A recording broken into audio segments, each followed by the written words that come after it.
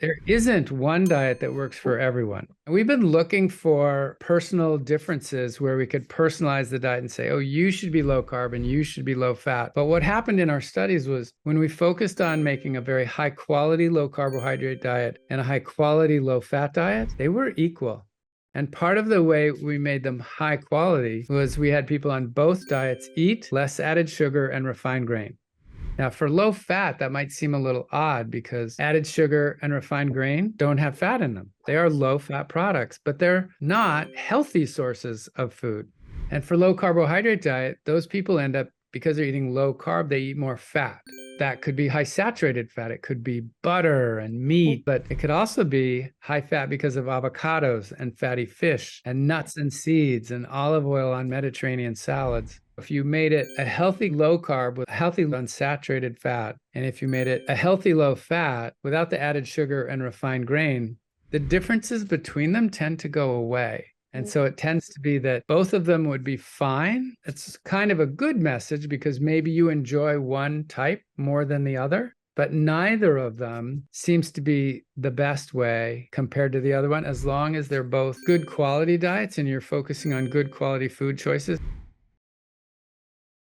I think what happens there is for certain people, when they eliminate a certain set of foods, they are satisfied, they're satiated, they like the foods, and they have found a way that works for them. And they get on social media and say, I have the answer. This is the answer. And when other people try it, it doesn't work for them. And that's because they had different preferences, cultural differences, or other reasons. There's lots of different things that work. There isn't one way.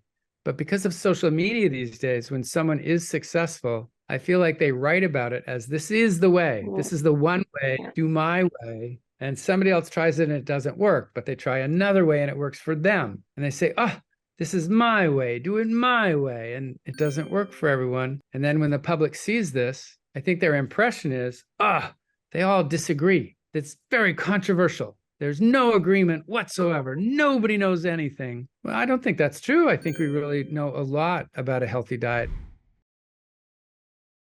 It just comes down to eat healthy foods, eat a lot of vegetables, eat whole foods. You can eat Indian, Middle Eastern, Latin American. There are so many Asian. There's so many different diet types that are tasty and have survived for thousands of years. People try to game the system and say, oh, I'm going to take this and make it a Western diet, and I'm going to add sugar and saturated fat, and it'll be more convenient, and it'll cost less, and it'll taste great. And they ruined it. And so if we could just get back to whole foods, a variety, and less added sugar and less refined grain, you could be Mediterranean, Latin American, Asian, Middle Eastern, and enjoy your food and enjoy your health.